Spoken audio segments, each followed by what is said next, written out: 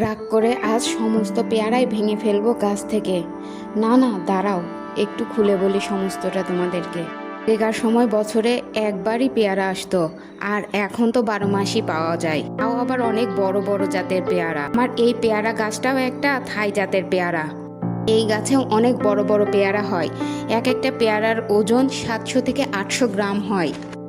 কিন্তু পেয়ারা সিজনের সময় যে পেয়ারাগুলো হয় সেগুলো সবই পোকা হয়, একটা পেয়ারাও খাওয়ার উপযোগী হয় না। সেজন্য সিজনের পেয়ারাগুলো তাড়াতাড়ি ভেঙে ফেললে পরবর্তী সিজনের পেয়ারা তাড়াতাড়ি আসবে এবং সেই পেয়ারাগুলো অনেক ভালো পুষ্টি পাবে গাছ থেকে।